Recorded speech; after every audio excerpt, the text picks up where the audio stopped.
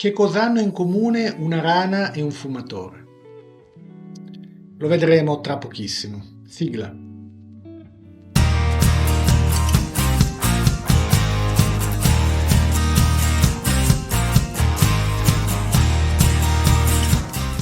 Chi non ha il vizio del fumo fatica a capire come sia possibile che qualcuno spenda denaro e metta a repentaglio seriamente la sua salute per qualcosa di cui potrebbe fare a meno senza dover affrontare una dolorosa crisi di astinenza, ma semplicemente un po' di disagio o nervosismo.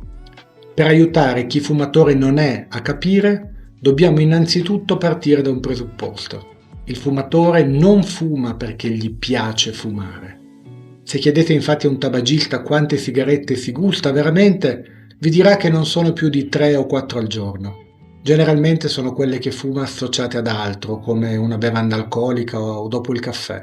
Le altre le fuma semplicemente perché sente che deve fumarle. Tra poco vedremo meglio questo concetto. Ma se gli chiedete se quando ha nausea, mal di testa, mal di pancia o altro desidera fumare, risponderà di no. Tuttavia vi dirà che fuma ugualmente. Ma perché allora? E poi, cosa c'entrano le rane? La rana respira tramite la pelle, ma questo solo se la pelle è costantemente umida. Se non lo è, sente un profondo disagio e malessere che la porta a ricercare acqua o altre forme di umidità. Ha dei polmoni, ma sono molto rudimentali e quindi per respirare adeguatamente ha bisogno della pelle e che questa pelle sia umida. Anche il fumatore ha un particolare senso di disagio e malessere se non fuma e, proprio come la rana, deve costantemente stimolare il suo cervello per sentirsi bene. E la nicotina è un modo facile per riuscirci. È infatti in grado di fornirgli quella stimolazione. Non fuma quindi perché gli piace, fuma perché sente un forte disagio se non lo fa. Sente uno stato di malessere interiore e, quando torna a fumare, dopo un periodo di sospensione forzata, prova probabilmente la medesima sensazione di una rana quando torna a immergersi in uno stagno dopo aver vagato a lungo sotto il sole. Ma quando è che una rana può sopravvivere e sentirsi a suo agio anche fuori dall'acqua? Quando si trova in un ambiente molto umido. E quando un fumatore può rimanere per un lungo periodo senza fumare? Quando si trova in un contesto in cui il suo cervello riceve degli stimoli dalle attività che svolge e quindi non sente l'urgenza di riceverli tramite la nicotina. Se conoscete dei fumatori, e suppongo di sì, vi accorgerete che sentono il bisogno incontrollabile di fumare prevalentemente nei momenti di vuoto, mentre aspettano l'autobus, quando sono da soli o quando hanno appena terminato un'attività molto stimolante.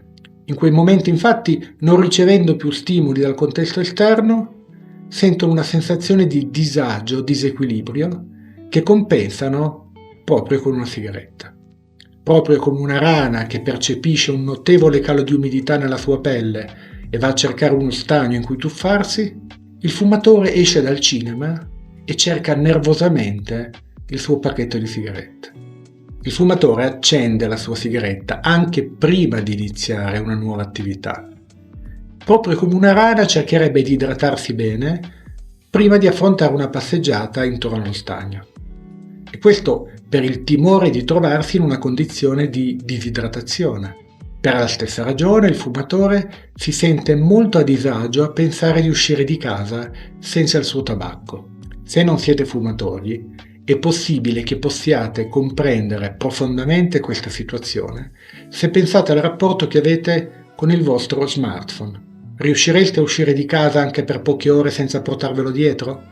Riuscite a non guardarlo per più di 20-30 minuti? Se la risposta è no, siete nella medesima condizione di un tabagista. Semplicemente il vostro bisogno di stimolarvi passa attraverso uno schermo e non attraverso i polmoni. So che non vi piacerà questa constatazione e allora scrivetemi nei commenti che cosa pensate, attendo le vostre riflessioni e, se non l'avete fatto, iscrivetevi al canale.